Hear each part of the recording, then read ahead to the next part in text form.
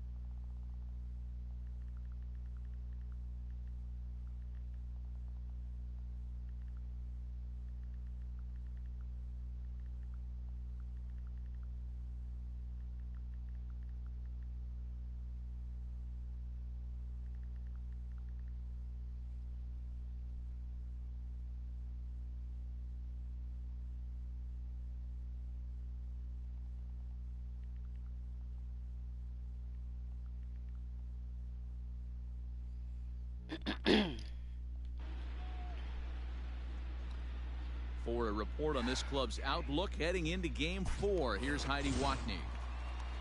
Ready with the first pitch. Leading Here off it comes. for the Reds, the center fielder, 0-1, taking just off the inside. Goodwin. Now a swing and a fly ball, and it's a foul ball. From the windup, the 1-1 pitch. A swing Oh, and there a goes Cueto's high shutout. drive to right Damn. center field. Dozier moving back, and a leaping effort at the wall, but it's in vain. A home run. And then just So always up hang steps up. the former MVP, number Joey 19. Votto. Yes, he'll take Count a 1-0. look at ball one. Career Votto. head-to-head meetings with Johnny Cueto. He has a 3-for-12 line. He's taken him deep once, and it's fouled away. No outs, nobody on.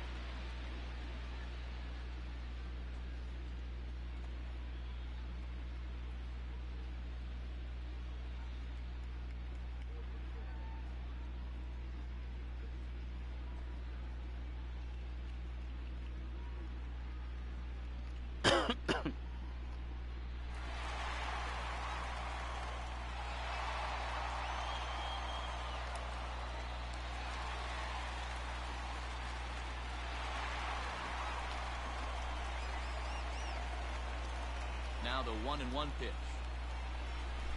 Takes a pass and misses. That strike two.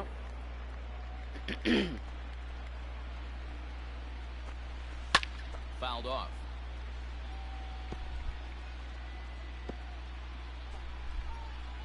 The 1-2.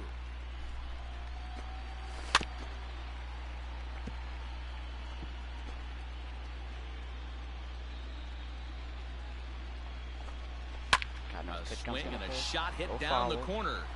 And that's going to wind up hooking just a bit foul, so a missed opportunity there.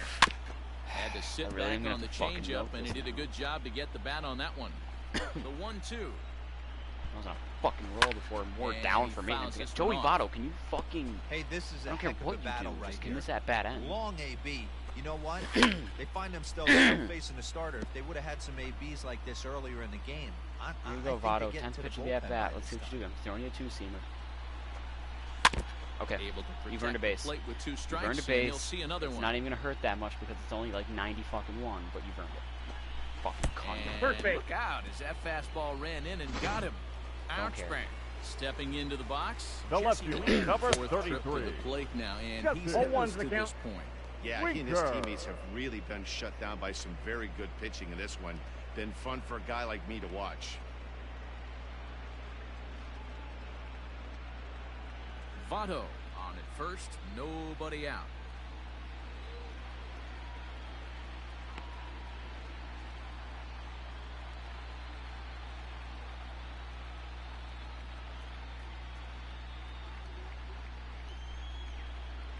Oh, 1, here's the pitch.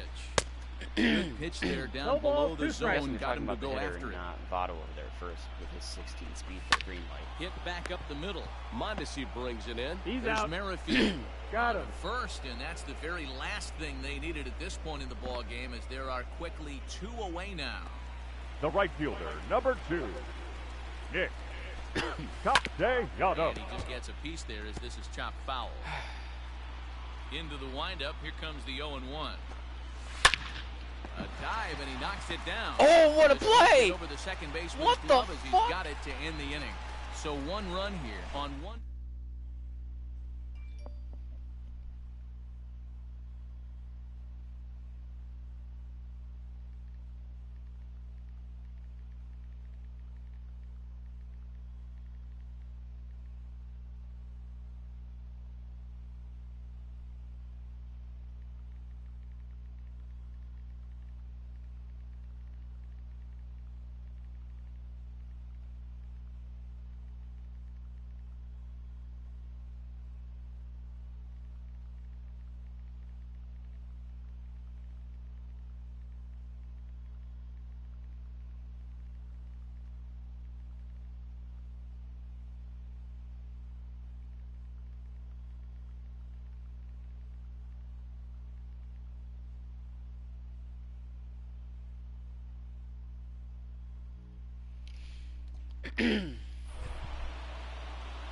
All set for the start of the inning. Leading off bring the up pitch the pitcher, Johnny Cueto. Pitcher, number 47, Johnny Flares this Cueto. one over toward first. Oh, but right to Votto at the bag. Good reactions there. Up for next for the Royals, the shortstop. So I'll tell you what, 50 home runs. He was punched out looking at strike 3 last time through. Now he spins on one here and drives it to deep right field. Oh my God! I hit another home run with Mondesi.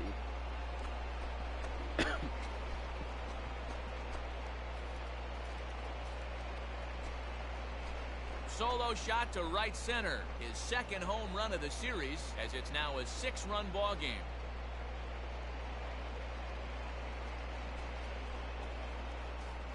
It's getting pretty comical now. Their 6th home run of the game, and they're not done yet. The they say hitting is contagious. And apparently that applies to the long ball.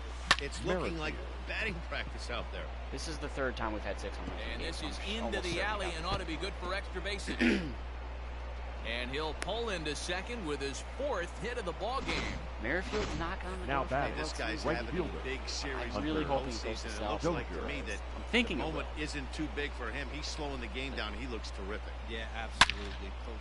Oh, and now meanwhile, this ball is cranked out to straightaway center field, and this one is going to leave the yard. It's a home run. So Dozier's like, I can't have Mondesi having. So batting practice continues here today as they notch their 7th home run of the game. Please. Yeah, man, Now, you don't see this very often, D-Row, when it's cold Number and chilly 21, like this. Wind Michael blowing in a little bit, but we're still seeing a lot of it. Now this one is blasted to left field, and there's no 2015 doubt because about there's a home run derby going on at the American Ballpark right now. Almost can't believe I'm saying this, but that was the 8th home run of the game for these guys. 50 home runs. How about this Definitely offensive performance? I had my doubts. Number Michael 66. Franco really carried the freight in the first two series. In the world, the great American Everyone else ballpark kind in of just did their Cincinnati. part from there. Ball flies out of this place. Great American small park. I'm really We used to hoping watch that Sal guys like can Adam just get Dunn any sort of and base Jay hit. Bruce hit monster bombs in this yard. The catcher, I'm number not surprised 13. at all with what we saw Salvador today. Perez.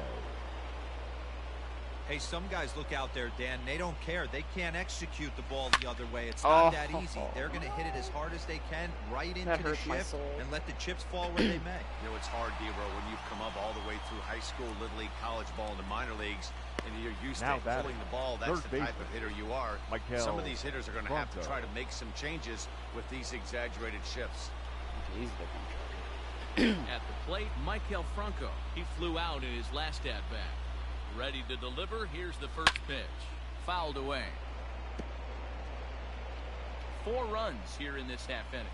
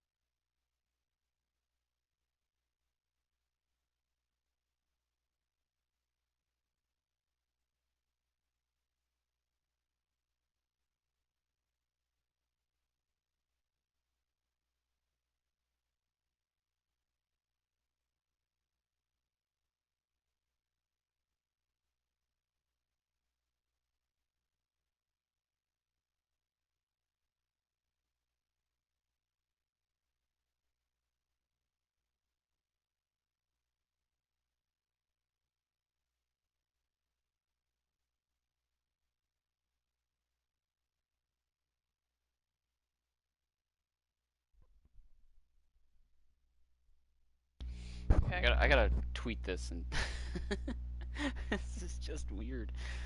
In a funny way, though.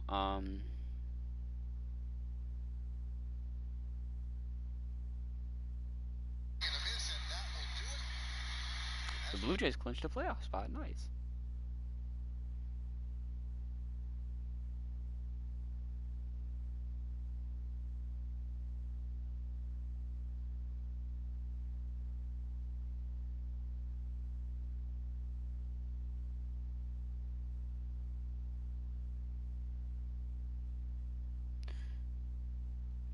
My dad called me into the living room to show me a play during the Sox game,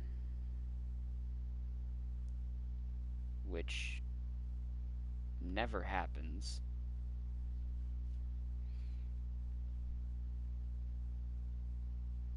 He rewinds the game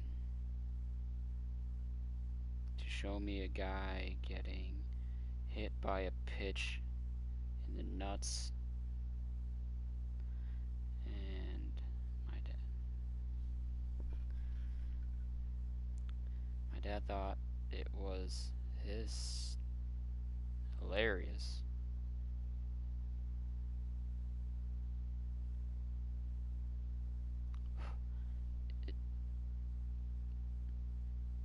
Talk about out of nowhere.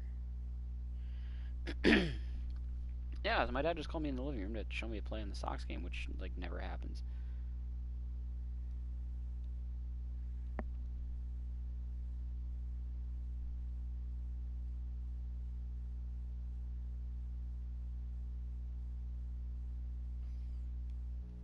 Just to have it be a dude getting hit in the nuts.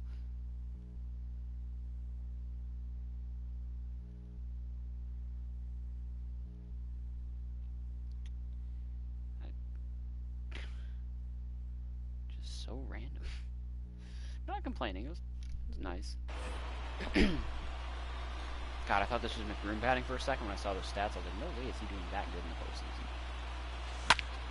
Left field and deep. He's there. Winker's there to put it away and finally. Oh, it's Winker in left. I thought it was Castellanos. Stepping into the box, right, Mike Moustakas will be Leading the up first for to the bat here in the inning with his guys in need of some ninth inning magic if they're going to force a game 5. Hey, in this day and age where everybody's watching the pitch count, that was pitch number 100 in the 9th inning, but he still looks awfully impressive on the mound. We end up facing fucking Reds. And he struck him out, and that's 8 strikeouts thus far. Wow, that's one of the toughest pitches in baseball to hit right. Third baseman, number 7. Pitch 103. There's not much you can do with that. Oh, one's Go the down go, with Red. speed in the ball, it just doesn't get there. If absolutely. In today's game, with velocity and exploding breaking stuff, you have to find a way to control the strike zone as a unit. They haven't been able to do that today, swinging at way too many pitches outside the zone. So he gets the swinging strikeout on the changeup. The batter, number 3. Goes down, Short and they've stop. got only one Ready. out left to work with. Galvin. Weakly down the line toward third. Hey, this guy's got to be pretty proud of what he's done so far. It's never easy to pitch on the road, but to have this kind of outing in a ballpark that is notoriously known as being hitter-friendly, it's been a treat to watch. There it is. Struck him out, and it's over. They are World Series champions.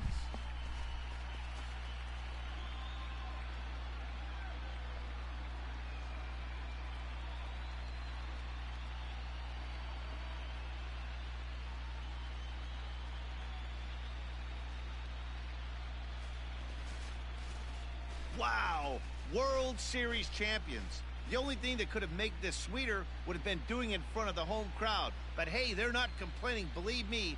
Now they can look forward to celebrating during the parade as they bring the World Series trophy home. What a moment for this team. Can I get a prayer circle that Lil Nas X drops Call Me By Your Name at midnight? Back now on the show. It's all over, and you see the reactions there to the final out.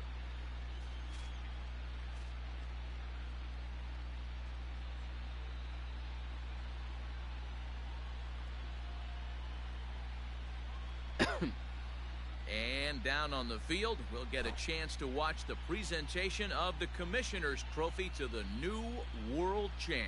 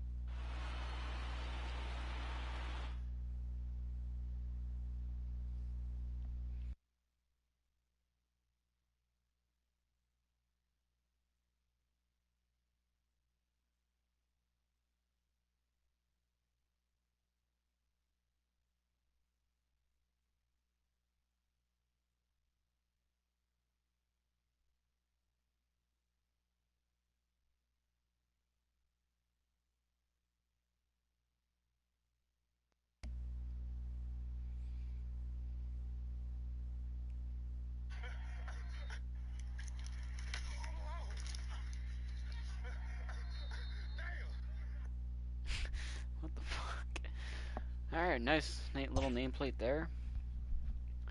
World Champs, Kansas City Royals, Carter 5 Deluxe Edition track list.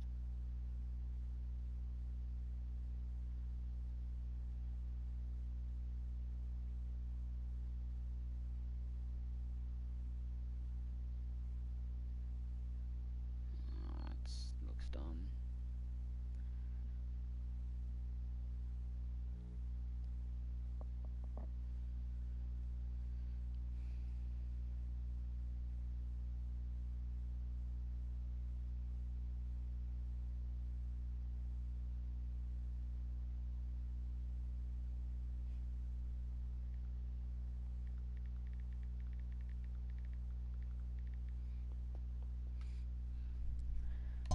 Finishing with a record of 122 wins, 40 losses.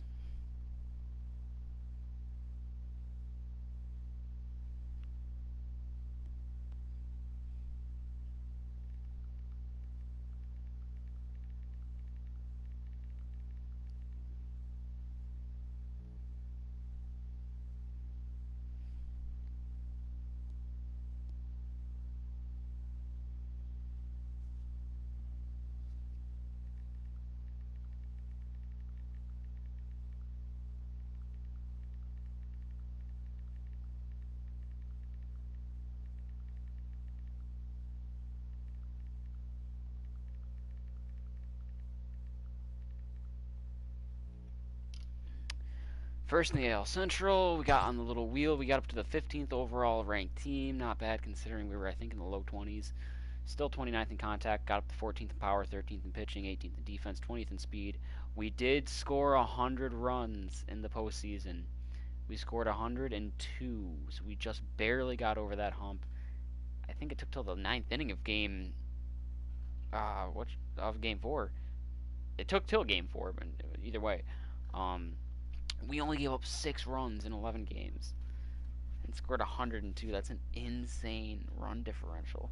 It's plus 96. That's wild.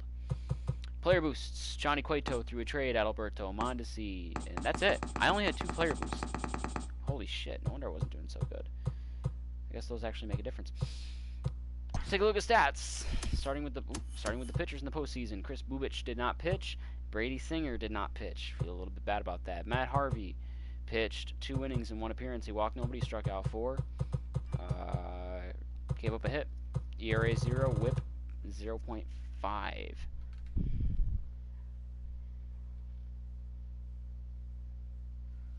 Chance Adams did pitch 2 innings in 1 appearance. He walked nobody, struck out 1. No hits, no runs, no nothing. ERA 0, whip 0. Jesse Hahn pitched an inning in 1 appearance. Walked nobody, struck out 2.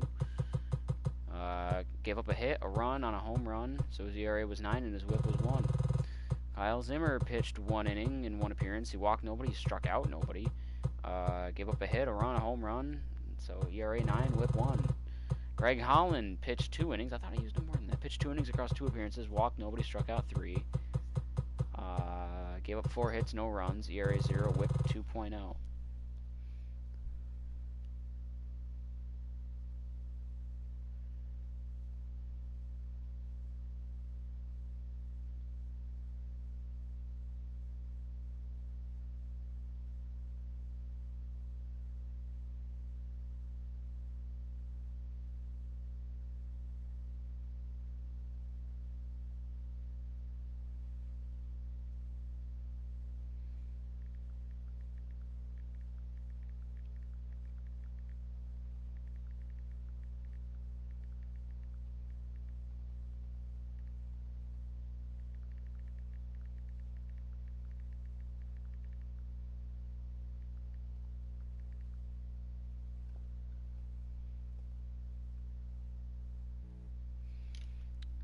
Scott Barlow pitched 2 innings in 2 appearances. He walked nobody, struck out 4. Recorded a hold. Gave up no hits, no runs. ERA 0, whip 0. Josh DeMont out of the bullpen. Recorded a save. He only pitched 1 inning in 1 appearance. He walked nobody, struck out 1. Gave up a hit, no runs, nothing. ERA 0, whip 1. Johnny Cueto had 2 starts. In his 2 starts, he went 2-0. He pitched 18 innings. 3 walks, 23 strikeouts. So of his 2 starts, they're both quality starts. They're both complete games. Neither one of them was a shutout, though. He gave up 12 hits, 2 runs, so an ERA of 1.0 and a WHIP of 0.83. Jacob Junis had 3 starts. In his 3 starts, he went 3-0. He pitched 24 innings, walked 2, struck out 25. All 3 of his starts were quality starts, including a complete game shutout. He gave up 6 hits, 1 run for an ERA of 0.38 and a WHIP of 0.33. Danny Duffy had 3 starts. He went 3-0 in those 3 starts. He pitched 22 innings, walked 2, struck out 31. All 3 of his starts were quality starts. Gave up 12 hits, 1 run. ERA 0.41, WHIP 0.64. Brad Keller had 3 starts. In his 3 starts, he went 3-0. Pitched 24 innings. He walked 1. He struck out 32. He had all 3 of his starts were quality starts, including a complete game shutout. Perfect game, mind you. He gave up 6 hits, but no runs. So in 24 innings, an ERA of 0 and a WHIP of 0.29. This has got to be the single most dominant postseason performance of all time by a starting pitcher. With such a small sample size, though. I don't know, so it's like on the fence. Position players. Let me see.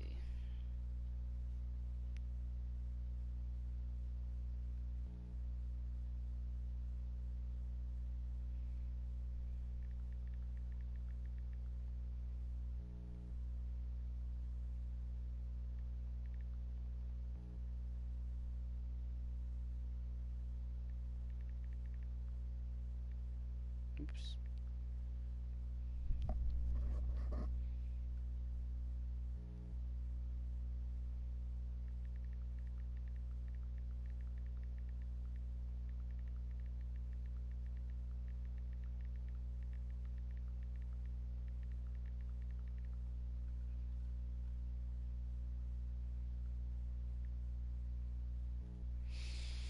Okay, Matt Reynolds, Cam Gallagher, and Nicky Lopez, none of them had at-bats. The biggest mind-blowing thing to me of all is Bubba Starling was in the starting lineup for Game 1 of the ALDS before I could control my lineup. And he had 4 at-bats. And then those 4 at-bats, he had 2 hits. And all those 2 hits, both those hits, were home runs. So he had 2 home runs, 2 runs scored, 4 RBIs, so a 500 average, 2.50 OPS.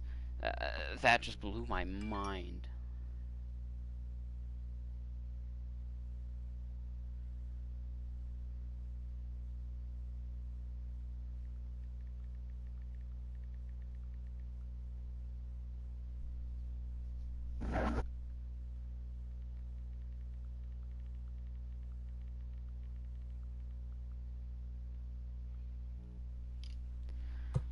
Ryan McBroom had 41 at-bats. In his 41 at-bats, he had... how do I want to arrange this? I think I'm going to arrange it by hits? I don't know. So I'll do Alex Gordon. Alex Gordon had only played 10 games. He did miss 1 game. He missed the last game. He missed Game 4. He didn't play in Game 4 because I didn't pinch hit for Quito. So Alex Gordon had 34 at-bats in the postseason. He had 12 hits for a 353 average. This is his final. This is his last hurrah. He just knows he's retiring in real life, so I'd imagine he's getting sent off. Probably no one that'll ever wear his number again in Kansas City either now, part of 2 World Series teams. So yeah, he had 12 hits for a 351 average, or 353 average, sorry. 1 home run, 5 RBIs, 5 runs scored. Stolen base. OPS just under 1 at 996. Not a bad postseason run by Alex Gordon.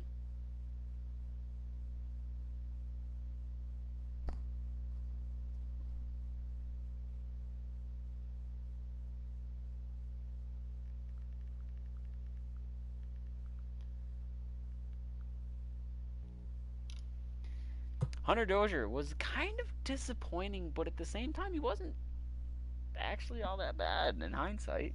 It felt like he was doing a lot worse. In 49 at-bats, he had 13 hits for a 265 average, 6 home runs, 11 RBIs, 9 runs scored. I mean, in real life, that would be an amazing postseason. Like, that would be a very amazing postseason. OPS of 963, that's fine. Just underwhelming compared to what I was expecting from him.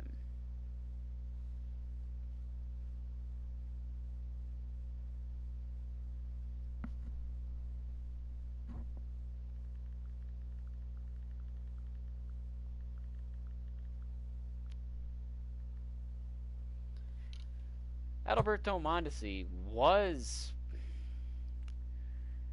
I'm going to say fine. Felt like a fucking black hole in my lineup for quite some time. But again, in hindsight, it's not bad, especially for him. In 52 at-bats, he had 13 hits for a .250 average. 3 home runs, 5 RBIs, 9 runs scored, 4 stolen bases. Just, low on-base percentage, low stuff here, but, it is what it is, I guess.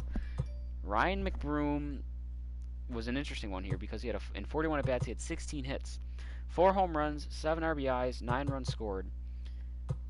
But an OPS of 1.332 because of his... How many hits did he have? Of his 16 hits, 4 of them were home runs, so we'll take those out. So he had 12 hits that weren't home runs. 8 of them were doubles. 1 of them was a triple. So that leaves you with 3 singles. He hit 3 singles all postseason, but he still had 16 hits. So that's pretty insane.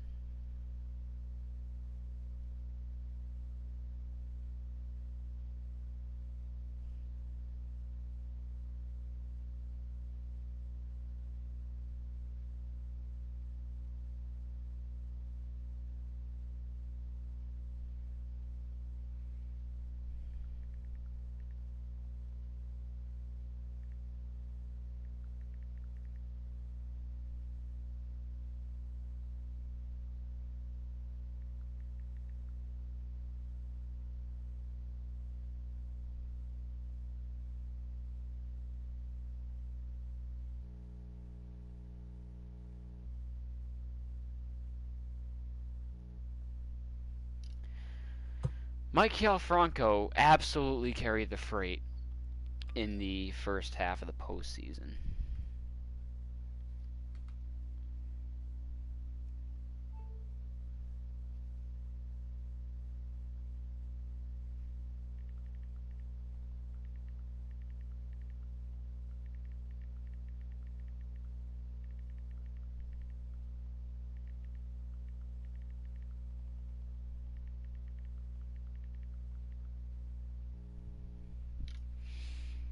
.46 at-bats, he had 16 hits for a .348 average. He also went like fucking 2 for 16 in the World Series, and he still had a .348 average, so keep that in mind. 10 home runs, 13 RBIs, 13 runs scored. Good for an OPS of... Good for a slugging percentage over 1 at 1.065. Good for an OPS of 1.440. Insane numbers by Maikel Franco. Whit Merrifield, in 48 at-bats, had 18 hits for a .375 average, 9 home runs, 16 RBIs, 12 runs scored. Good for an OPS of 1.404. Ryan O'Hearn, who had a slow start. I'm not...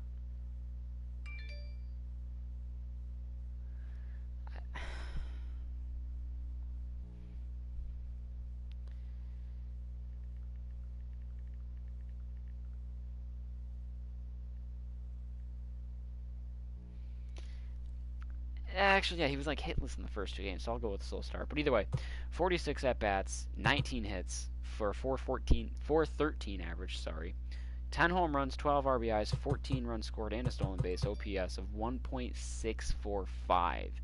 That's pretty insane. Jorge Soler also, like, kind of under, like, this is, don't get me wrong, an amazing postseason, and also a record, what would have been a record, but underwhelming considering what I was expecting. In 48 at-bats, he had 21 hits for a .437 average, and I'm saying that's underwhelming. But the 9 home runs is what gets me a little bit. 12 RBIs, 13 runs scored, and a stolen base. Good for an OPS of 1.502. And then, gotta be postseason MVP and hopefully World Series MVP. No one is going to wear the number 13 in Kansas City ever again. He's the face of the team, the face of the franchise, the fan favorite. He's got to be 2-time World Series MVP now, 2-time World Series champion with his team.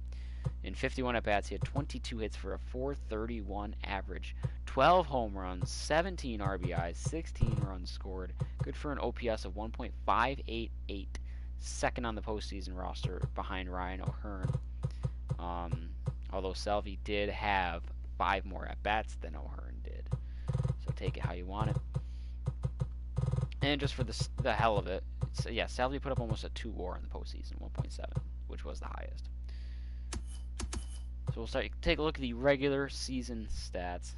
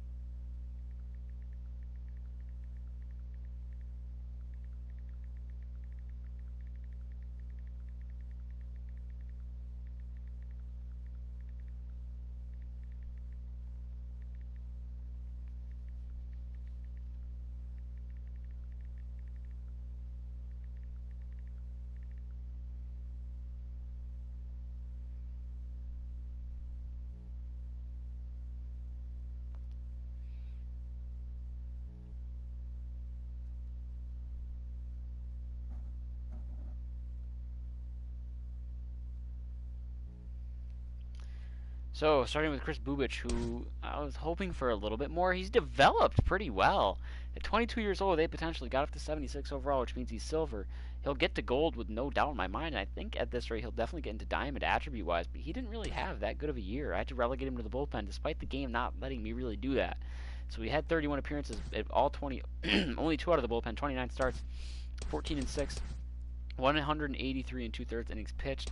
He struck out 228, which is pretty damn good, but a 4.61 ERA isn't, and a 1.53 WHIP also isn't good. 14 quality starts, 3 complete games, 2 shutouts, 2.8 WAR, not the worst, worth the contract, satisfied. Brady Singer, another one, 23 years old with A potential, but he didn't get his overall up really, only a 68. I wanted him to be my number 5 starter because he wasn't too bad. He was better than Bubic was, but he's not developing as good. But the game insisted on him going to the bullpen instead of Bubic because of the overall. So 28 appearances, 5 out of the bullpen, 23 starts, 16 wins, 3 losses, 174 2/3 innings pitched. Struck out 189, which is not bad, pretty good. 3.71 ERA is about the same level, and 1.25 WHIP is about the same level. 14 quality starts, 3 complete game shutouts, a 3.7 WAR, and again, not bad, worth the money, all that stuff. But he's angry because he wants to be. He's expecting to be depth, but he's rotation, so that's good. But he's not happy about his contract or the coaching, and close to home. So that's the -25 there. Then we've got +20. So he's only -5, but he's angry. So that's weird. So his overall should actually be 72. Still not as developed as Bubic, though, and Bubic is younger. So.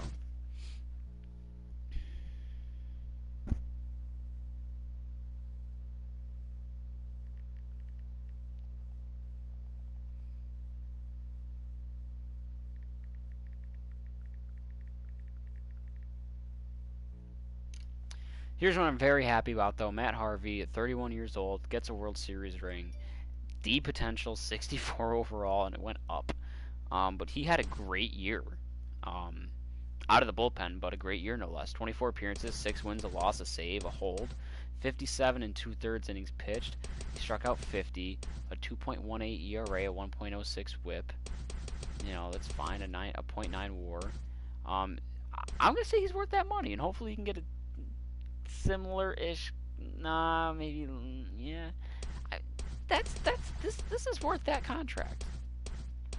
Hopefully he gets a solid deal and he can continue to just play at that level for a couple more years. You know, he's not going to go in any hall. You know, not even the hall very good. You know, he only had 2 good years. I guess 3, but this one was a short one, only 10 starts.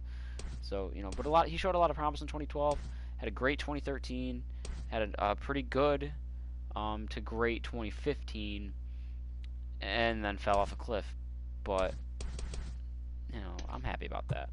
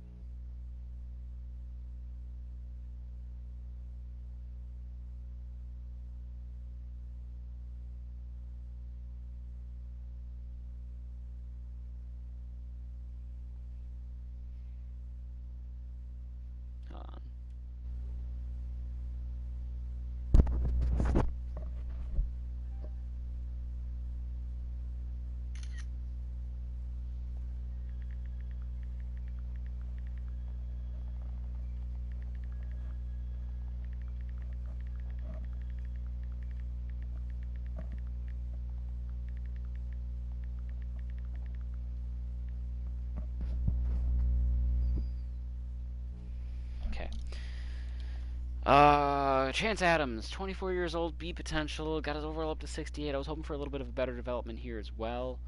Again, not a bad year, but just attribute-wise, it didn't really work out the way I was expecting.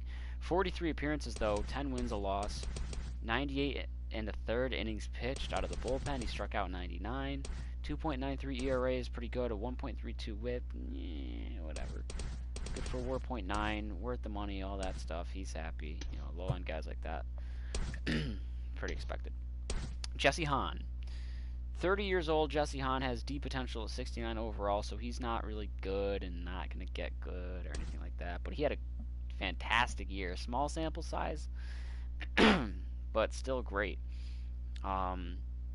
27 appearances. He's 2 wins, a loss, a blown save, 6 holds. 28 innings pitched. He struck out 21, but a 1.93 ERA and a 1.11 WHIP. Sure, it's 28 innings. Only 3 full complete games plus 1 more inning, but still, those are solid numbers on a small sample size. 0.1 WAR, worth the money last year on his deal. Whoops. And he's happy. Kyle Zimmer.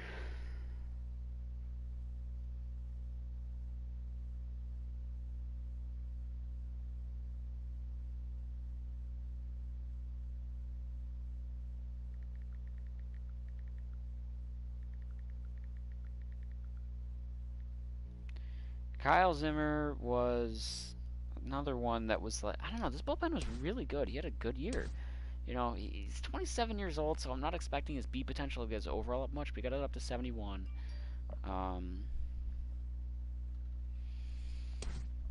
47 appearances out of the bullpen, 4 wins, 2 losses, 2 saves, a blown save, 8 holds. 47 and a third innings pitched. He struck out 61. 2.28 ERA and a 0.89 WHIP. Those are great numbers. 1.4 WAR. 1 more year on his deal. Or no, I'm sorry, 1 more renewal year before arbitration in 2022. We got him until 2025. He's satisfied. I don't see him being anything special. This is another one I'm really happy about. Greg Holland. Back with the Royals. 34 years old. C potential. Down to 73 overall. His overall slipping, but he had an amazing year in a small sample size. Oh my god, I think all 14 of those innings were me. Because you look, he had an amazing 2011. A pretty good 2012, a mind-blowingly amazing 2013, a mind-blowingly pretty damn good 2014. He really slipped in 2015, and then didn't pitch in 2016. Came back in 2017 and was okay, good whip, but and then in 2018 he just didn't have it, and then 2019 just really not so much either. So sure, he only had 15 appearances. 1 win, 1 save, 1 blown save, 9 holds, 14 innings pitched. But in those 14 innings, so think of this as 2 quality starts, 2 starts of 7 innings. He gave up 10 hits, 2 runs. Struck out 20 though. 10 strikeouts in those 2 starts a game. 1.29 ERA, 0.86 WHIP. So very small sample size, but to me that's fine. Worth the money, worth all that. He's ecstatic. I'm happy for him. 2-time World Series winner with the Royals as well. Scott Barlow, 27 years old, B potential. He got up to 80 overall, so he's gold. I don't think his B potential is going to push him into diamond. He had a great year as well. 30 appearances, 1 win, 3 saves, 4 blown, 20 holds, 26 and a third innings pitched. He only gave up, or he struck out 37, a 1.37 ERA and a 0.95 WHIP. Great numbers, great, everything. 0.9 WAR, 3 more years arbitration. He's satisfied. All that. Josh Stamont, I have never heard of. I gotta be honest. 25 years old, B potential. He's up to 83 overall. He's gold. He will 100% go diamond, and I think he's got a chance to be an elite reliever. He's got some first of all, he benefits from the velocity. He throws 102 for fuck's sake. His Ks per 9 and hits per 9 are good in a good spot. Home runs could be a little bit better, and his walks definitely need some work. His clutch and control needs some work. Doesn't really need to worry about break, I guess. It's in a good spot. Decent curveball. Just rely on fastball. The big thing he's got going for him, though, is 34 stamina on a closer is actually pretty good. He can go 2 innings, 3 innings sometimes if need be. And he had an absolutely electric year. I wouldn't be surprised. Maybe. I would say he's in the running for reliever of the year. 53 appearances, 2 wins, 2 losses, 43 saves, 4 blown. 50 and 1/3 innings pitched. He struck out 78, a 1.61 ERA, a 0.70 WHIP. Good for a WAR of 1.6. And we've got him on lock till 2025, which is huge for the Royals. That'll keep their back end of the bullpen, their closer role filled up very nicely. And he's just satisfied. Johnny Cueto.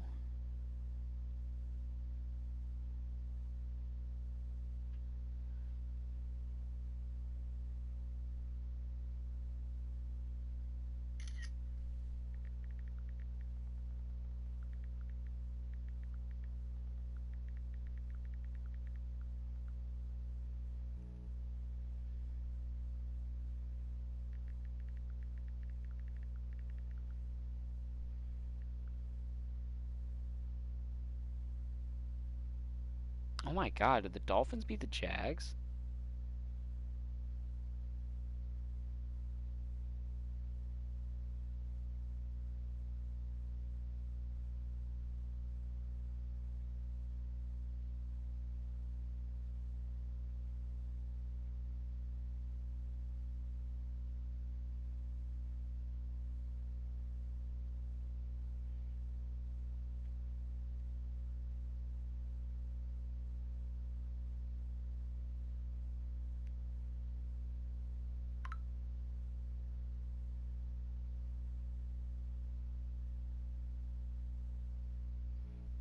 I can't find the score anywhere.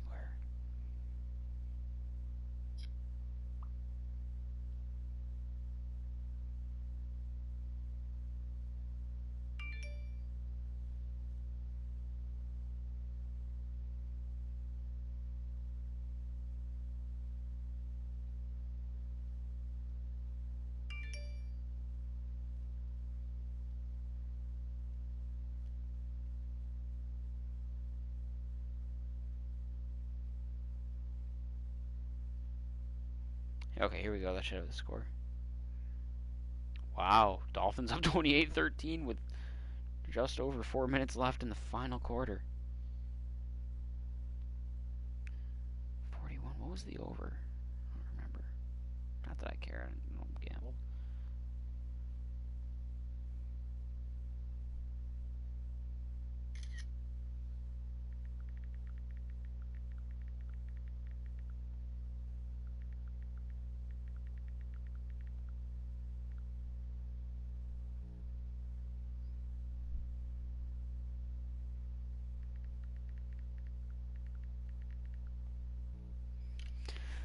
Okay, sorry, a lot of distractions. Johnny Cueto, I'm also pretty happy about this one. Another trade deadline to the Royals and ended up winning the World Series. 34 years old, B potential down to 82 overall, so he's gold, which is kind of surprising. And he had a solid bounce back year. Coming back from the injury, the surgery, all that. I don't know what his numbers were when I traded for him, but this is my number 4 starter. So between here and San Francisco, he had 33 games started, 17 wins, 6 losses, 226 and 1/3 innings pitched. Struck out 213. He's got a chance, I'd say a good chance at getting the 2,000 strikeout mark. 3.50 ERA and 1.26 whip. 20 quality starts, 5 complete games, 2 shutouts, 4.5 WAR. Pretty good year for him. I'd say maybe not worth that much money, but still worth double digit in the millions. And we get him for 1 more year, which is nice. He's ecstatic, so he's happy about a whole lot. Jacob Junis. Let's see.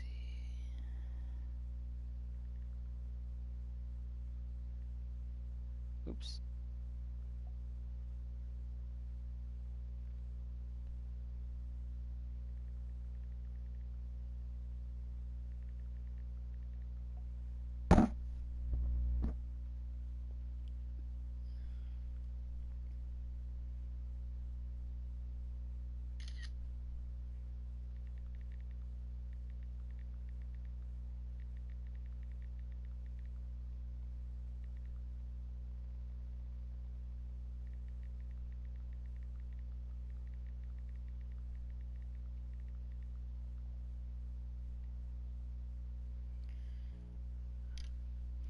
Jacob Junis, 27 years old, B potential, got up to 70 overall. I think he'll get to gold, but he's not going diamond.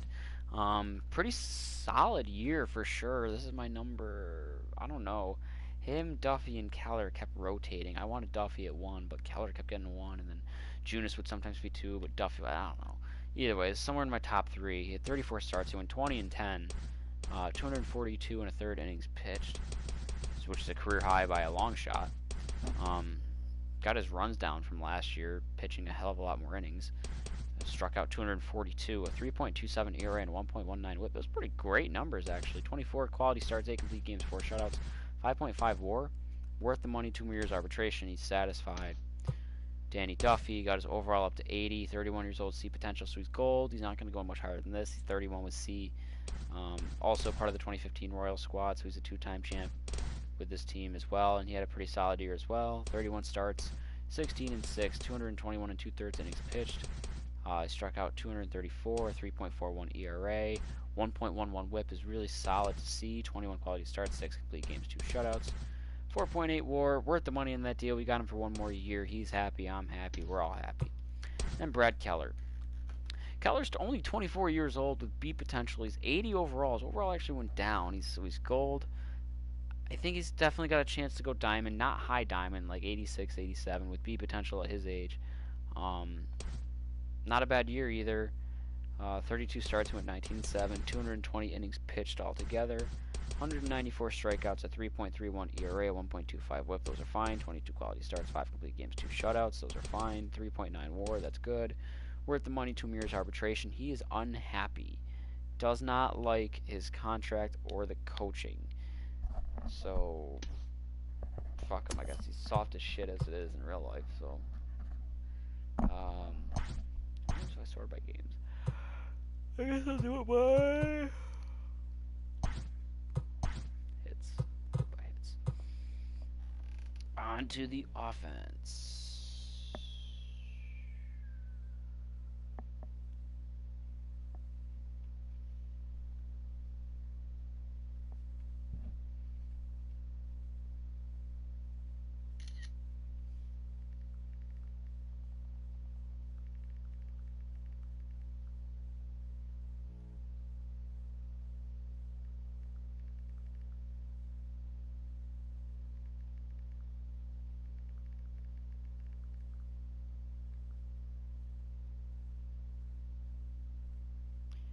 Ooh, the Indians are getting hot at the right time, and the White Sox are getting not at the right time, or at the wrong time, I should say.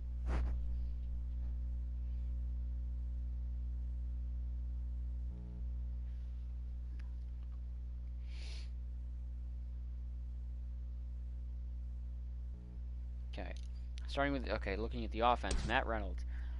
29 years old, D potentially, 63 overall. He doesn't really have anything going for him. He's not going to get good. Can't hit. Fielding's okay. I'm very surprised at the year he had, though. 72 hits, 11 home runs, 42 RBIs, 253 average. He's a backup super utility. Could play any position, 1.8 WAR, not bad. Worth the money. 3 more years on his deal. Don't expect anything from him, though. He's happy. Cam Gallagher, 27 years old, C potentially, 72 overall. It's my backup catcher behind Salvador Perez. And he's not a bad fielder. Like, he's okay. But the hitting's just not really there. Don't expect much from him. And, yeah, he only played 31 games. 34 hits, 8 home runs, 22 RBIs, stole 2 bags, 270 average. Backup catcher, WAR 1.6. You know, you take stuff like that. That's why he's worth the money. 3 more years. Arbitration, everything's all meh. So it's all good. Nicky Lopez actually was in the starting lineup for a little bit to start the year. Decent speed, not a bad fielder. Just doesn't have it in the hitting department. I wanted him to develop because his contact shows signs of potential. 25 years old, B potential. He's up to 72 overall, so I don't see him going too crazy. He'll be a silver caliber player. He can play the left side of the infield and second base. Yeah, he just wasn't doing it though. 91 hits, 6 home runs, 48 RBIs, 4 stolen bags, 251 average, OPS of 716. Good for a WAR of 2.0. It is what it is. Worth the money. Got him till 2025. It's all good. Satisfied. And then Bubba Starling. Bubba Starling's an interesting one to me because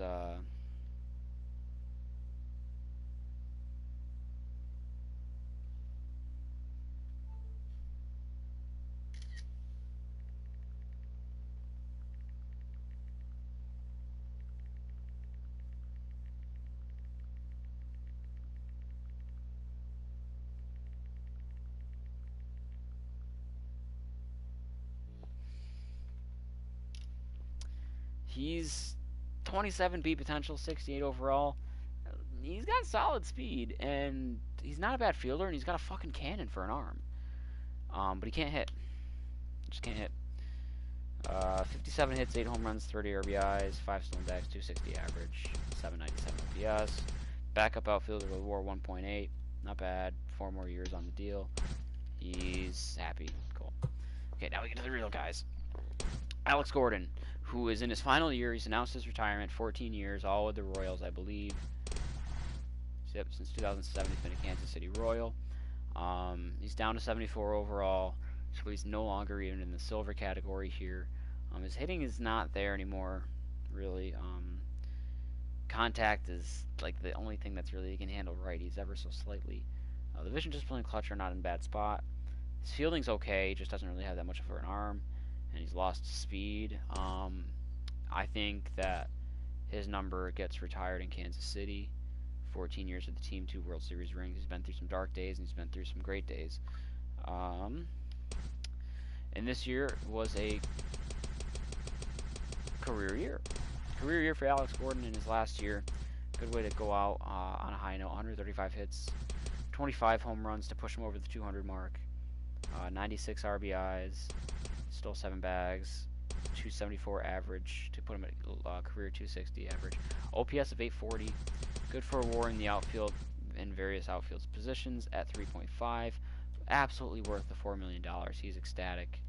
So good for Alex Gordon to go out on a high note. Absolutely not even in the Hall of Very Good, let alone the Hall of Fame. But he will be, I think, in the Royals Hall of Fame. I think he gets his number retired. I think that's a fair assessment.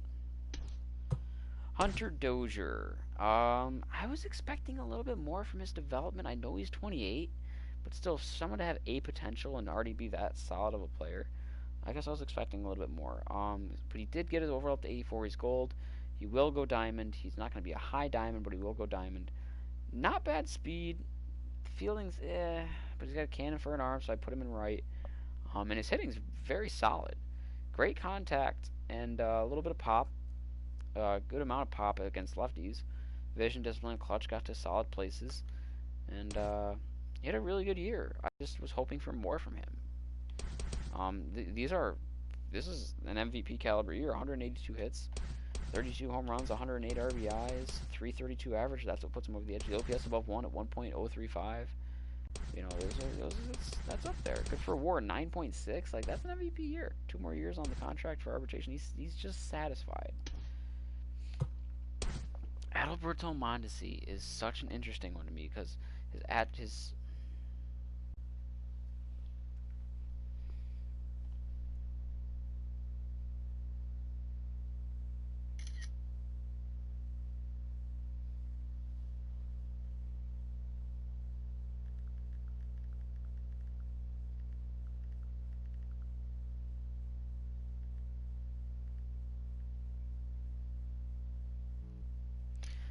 because his overall is 85. So Adalberto Mondesi is diamond. He's 24 years old, B potential.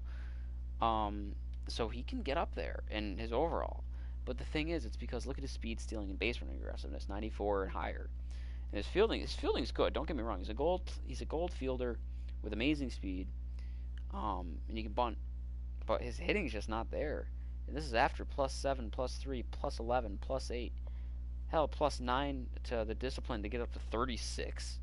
+8 to vision to get up to 50. He's just not much of a hitter. And I think with his age and his potential and everything else already being high, I think he has the chance to become a good hitter, but it's very hit or miss. He had a solid year, though. This is out of the leadoff spot. 144 hits, 13 triples, 26 home runs, 80 RBIs, 33 stolen bases, a 2020. 257 average is a little on the low side, especially for my liking. I'm a beginner, but 839 OPS. Good for WAR at shortstop at 6.4. Worth the money. 2 more years. He's satisfied. Good for him.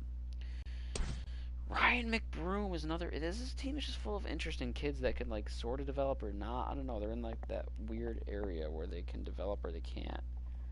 27 years old, B potential. 77 overall now. He's silver. I think he can crack gold for a year or two. Not much in the speed department or the fielding department other than his arm accuracy. His hitting's against righties, he's not bad. A little bit of pop, but against lefties, he can handle his own weight, for sure. And he had a solid year, mainly platooning. 92 hits, 20 home runs, 38 RBIs, 279 average, 870 OPS, good for a WAR of 1.3. Worth the money, got him on arbitration until 2025 and all that, so good for him, I suppose. And then we get to the real heavy hitters, starting with Maikel Franco at 27 years old and B potential. He got his overall up to 82. He went gold. I think he's got a year in him of diamond. Not a bad fielder, and his hitting really started to shine. His contact is alright, but his power started to really come through. +8 in the power against righties, up to 68. +8 in the power against lefties, up to 78. His vision went up to 84. So, and he had a great year. 146 hits, 34 home runs, 86 RBIs, a 289 average, 912 OPS.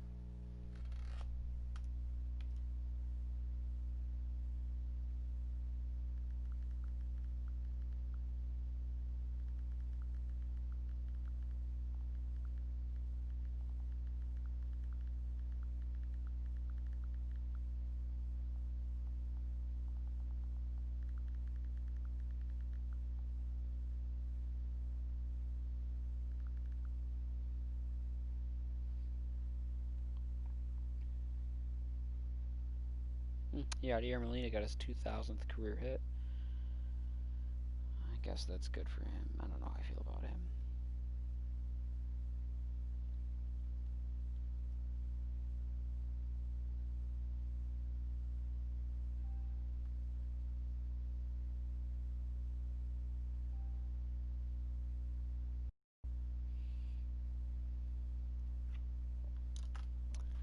Um, 912 OPS. Good for a WAR over at third base of only 2.6. That's a little surprising.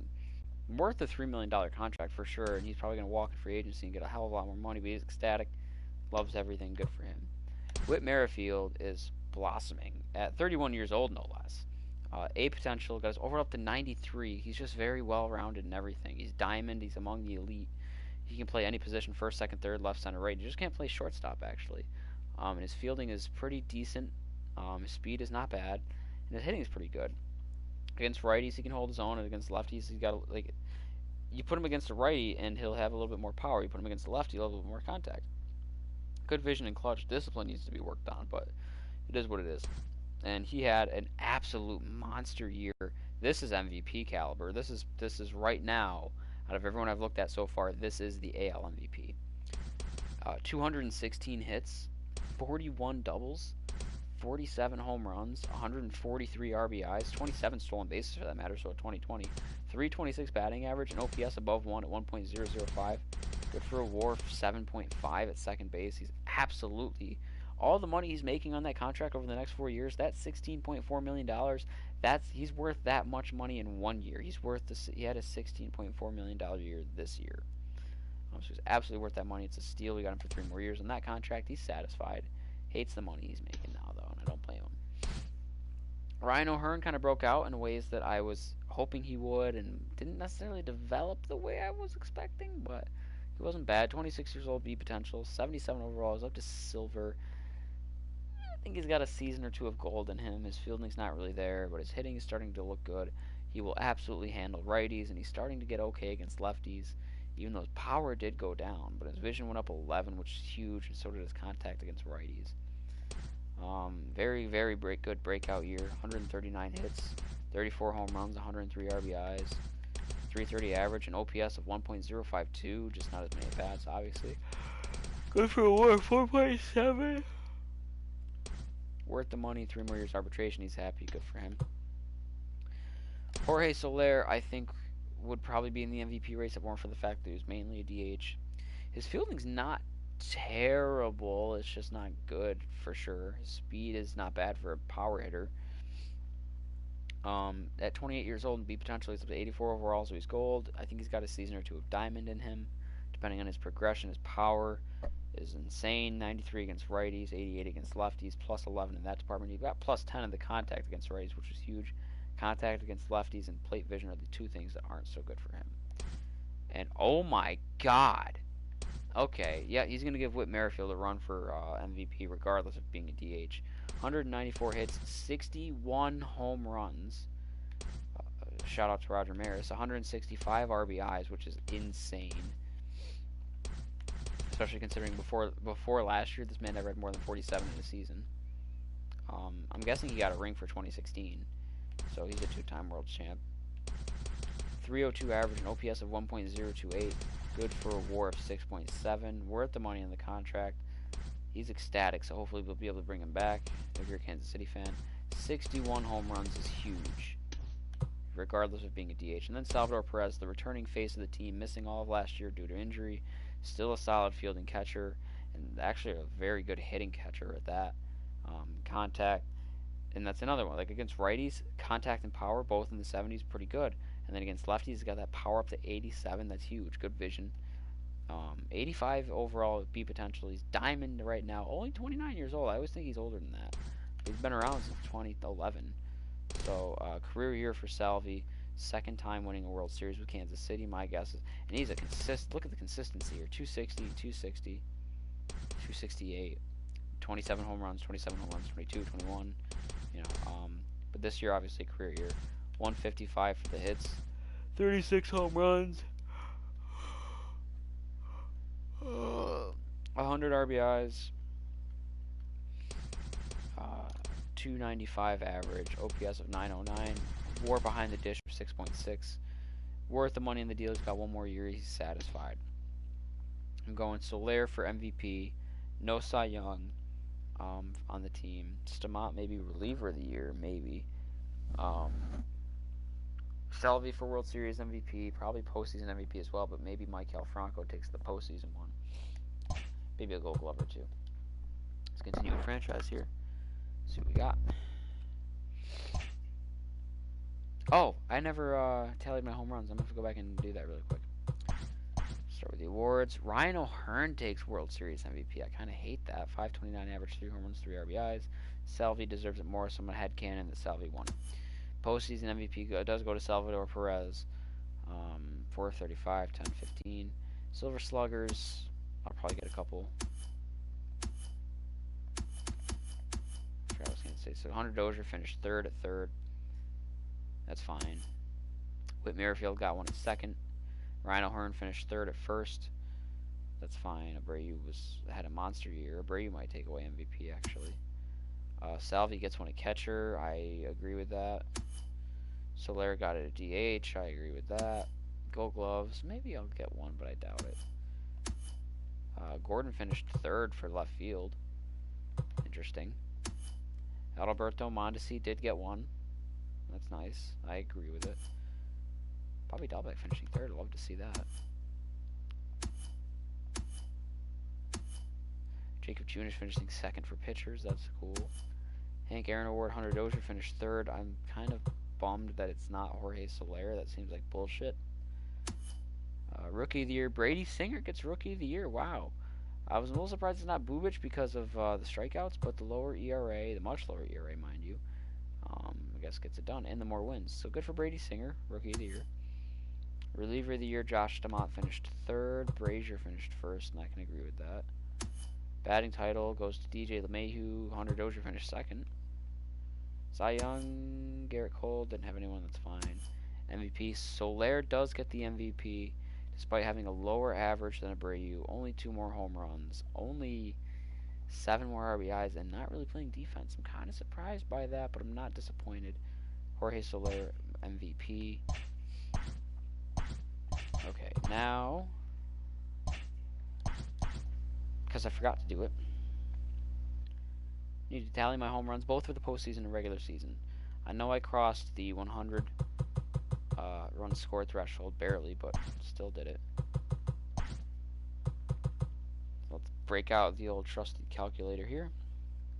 We got 1 for Alex Gordon, 2 for Bubba Starling, 3 for Adalberto Mondesi, 4 for Ryan McBroom, 6 for Hunter Dozier, 9 for Jorge Soler, 9 more for Whit Merrifield, 10 for Franco, 10 for O'Hearn, and 12 for Salvi. 66. So we crossed the 60 threshold.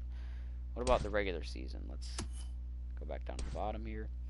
11 for Matt Reynolds, 8 for Cam Gallagher, 6 for Nicky Lopez, 25 for Alex Gordon, 8 for Bubba Starling, 26 for Adalberto Mondesi, 20 for McBroom. I don't think we're going to get it here. 32 for Dozier, 61 for Soler, 47 for Merrifield. Those two make a huge difference. 34 for Franco, 34 for O'Hearn, 36 for Salvi. Wow, we actually crushed it. 348 home runs. And then did we crack 1,000 RBIs? That's the other one I like to check. 42, 22, 48, 96, 30, 80, 38, 108, 165, 143. Those two making a huge difference again. 86. I don't think we're going to get it though.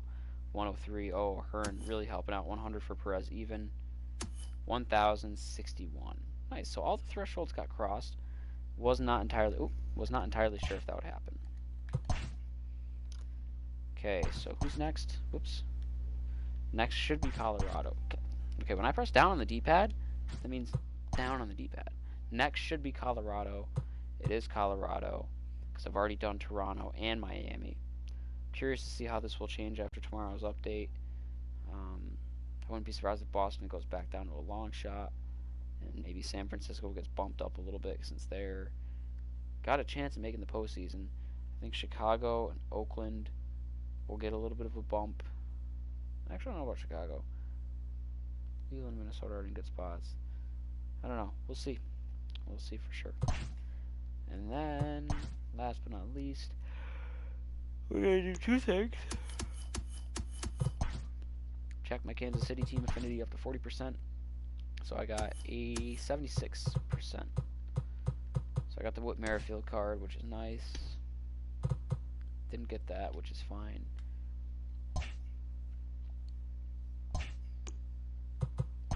And open any packs I got between the start and end of my Kansas City run, which was a long one. An unlockable Bat Slam. We'll do Juggle Man Slam, right-handed one.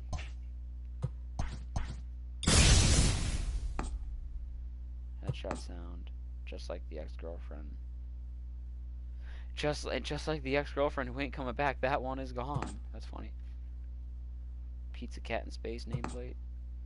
Skull, that's cool. 9 team affinity packs.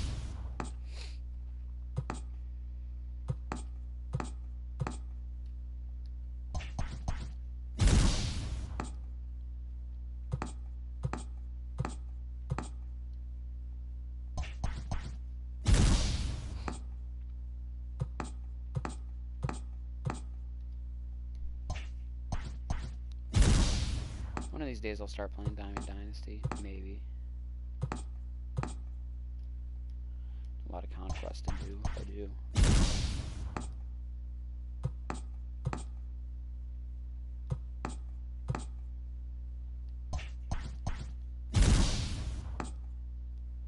Lucky coin, maybe I'll get something good out of these packs then if I got a lucky coin now.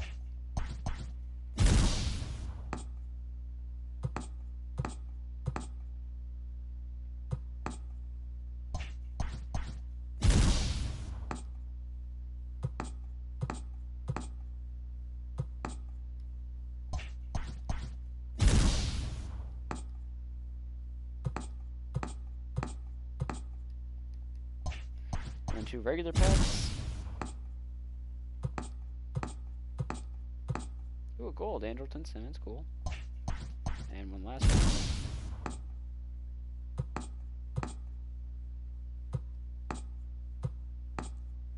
So nothing special. Alright. So maybe I'll start the Rockets tonight. I don't know. It's already 11:30, 11:40 really. So we'll see. But I'm definitely cutting this out for now. Going